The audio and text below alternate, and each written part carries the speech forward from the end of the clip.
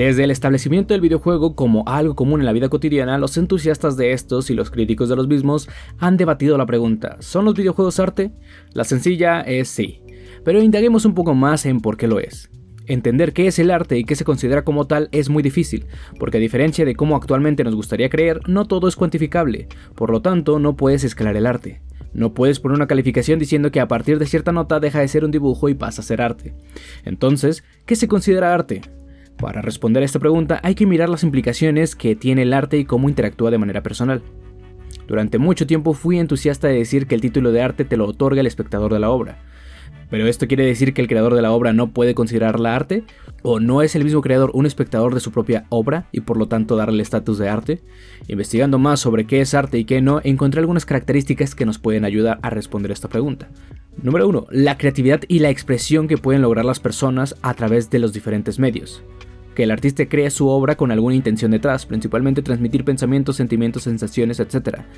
La percepción y recepción que llegue a tener la obra en los espectadores. El contexto cultural y social que puede implicar la obra y cómo refleja su realidad. La innovación y desafío de las normas. El cómo rompen estándares establecidos y cómo sacan a las personas de sus status quo, al punto de impresionarlas, incomodarlas, estremecerlas, etc. El valor estético. Porque por más que el arte pueda hacer mucho más, frecuentemente es por nuestros órganos sensoriales que logramos interesarnos en esto.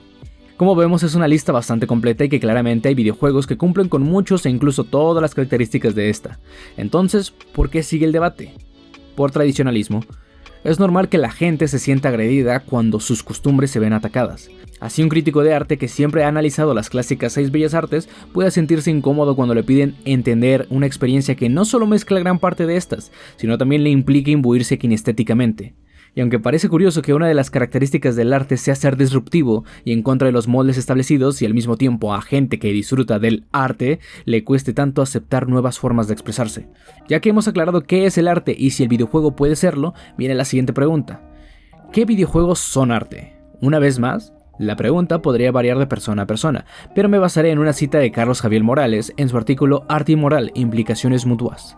Por muy certeras que sean sus afirmaciones de índole antropológica, moral, religiosa o política, si no produce una intensa experiencia habitual, la obra de arte no será tal, será un auténtico fracaso estético. ¿Qué videojuego te han hecho sentir esta intensa experiencia habitual de la que habla Carlos? Cada quien tiene su respuesta, esos juegos que han logrado impresionarte al punto de hacerte llorar, reír, reflexionar y debatir.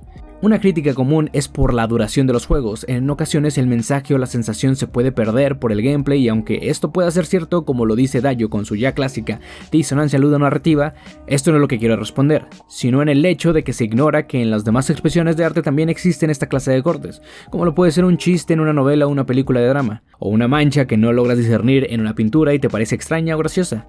El problema no es que los tenga, el problema es cuando la experiencia se ve comprometida. El videojuego es arte, pero en primera instancia es un producto comercial. Es así aunque nos cueste. El objetivo de la mayoría de las empresas no es tanto crear nuevas experiencias como el hacer dinero. Por lo mismo, también la expresión y la transmisión de sentimientos del autor se puede ver opacadas por los intereses de la empresa productora. Aunque pueda sonar a que sin estos ejecutivos forzando a que los videojuegos producidos sean una copia del juego popular del turno, el videojuego sería maravilloso, lo cierto es que debe existir un balance entre ventas y arte. Hacer videojuegos es caro, es quizás más caro que otras muchas producciones artísticas. Por ejemplo, en el cine, muchas de las películas más aclamadas por la crítica rara vez son super éxitos taquilleros. Si bien les va, saldrán con saldo a favor y poco más. Por eso mismo, normalmente las producciones de estos super directores de renombre generalmente no tienen tanto presupuesto como las producciones más comerciales. En el paralelismo que creamos, podemos creer que lo ideal del arte en el videojuego puedan ser los juegos indies. Juegos pequeños hechos por estudios con pocas personas y en el que mantienen por lo general la idea del creador. Y aunque pueda parecer que sí, lo cierto es que la mayoría de los estudios indie siempre están al borde del fracaso y la crisis financiera. Y si no me creen, les invito a ver Indie Game, un documental que muestra cómo es la vida de estos estudios pequeños. Es por eso que tantos estudios se atreven a poco arriesgarse. Es mejor quedarse con lo que sabes que te dará dinero.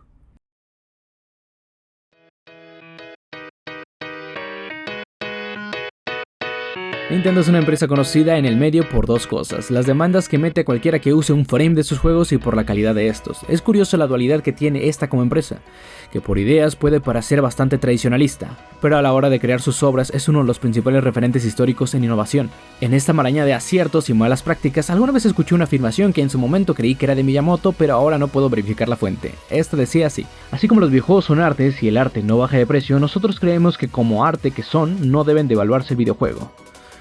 Y así como lo oyen, hace que sus videojuegos después de 8 años de salida salgan teniendo el mismo precio de salida.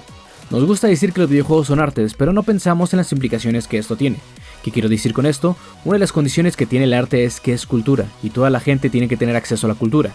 Por eso, los gobiernos municipales, estatales y federales realizan eventos musicales, crean museos gratuitos o de bajo costo, crean bibliotecas, etc. Son necesarios para el ser humano, y citando una vez más a Carlos Javier Morales, de ahí que el arte sea una experiencia necesaria para la perfección psicológica, moral y espiritual del hombre, para el enriquecimiento humano. Si el videojuego es arte, este también tendría que ser fácil acceso a todas las personas, pero no es así. Seamos honestos, a día de hoy el videojuego es algo común en nuestra vida cotidiana, al punto de que si quieres entablar una conversación con alguien menor de 30 años, simplemente le puedes preguntar: ¿tú qué juegas? Y te dará una lista de lo último que ha jugado.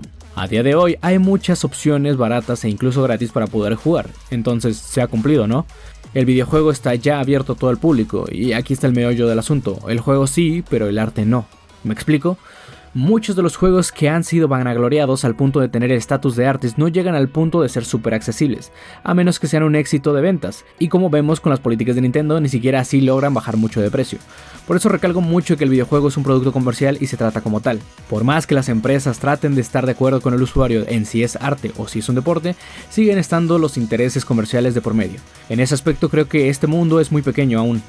Porque aunque en el ámbito del arte tradicional sigue existiendo un mercado, no existen dudas de que gran parte de ellos pueda y debe ser accesible al público, por ejemplo con las cinetecas nacionales.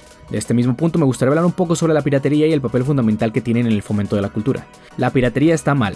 Está mal para las ganancias de las empresas y los autores de la obra, pero está bien para llevar la cultura a las personas que de otra manera no podrían acceder a ella. Diferentes campañas de desprestigio hacia la piratería han logrado que la gente crea que debe ser perseguida. Pero seamos honestos, ¿quién no ha pirateado alguna vez en su vida? En esta pregunta me gustaría contar mi experiencia. El que me conozca sabe que soy un gran fan de los libros de Brandon Sanderson, pero aunque yo lo promueva mucho, los primeros libros que leí y me enamoré de sus obras las leí piratas. Las descargué en formato de pub y con un lector en el teléfono me las gocé. Cuando tuve la oportunidad después me compré libros físicos de él y tengo intención de comprar más. Seguramente en su momento no hubiera estado dispuesto a gastar 600 pesos en un libro, pero ahora solo le pido que lo saque más rápido. Es curioso cómo de un acto malo como la piratería podría asegurarse un nuevo comprador. Pero esto no lo creo solamente yo, ni tú ni la mayoría de la gente que hemos recurrido a la piratería. También lo hacen los propios autores de las obras.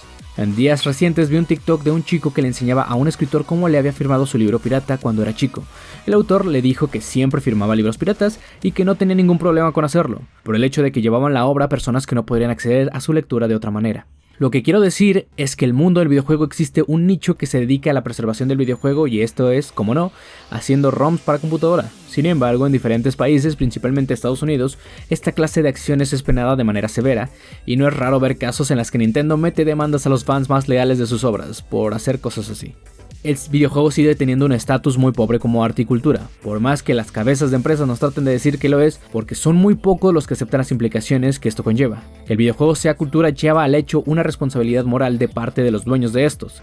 Por ejemplo, el que si una obra ha tenido la repercusión suficiente en el medio, este mismo tenga que tener un acceso más general al público, ya sea a un precio más accesible o de manera gratuita, así como jugarlo en diferentes plataformas o al menos las más accesibles para el usuario medio, que hoy en día sería la computadora y el celular.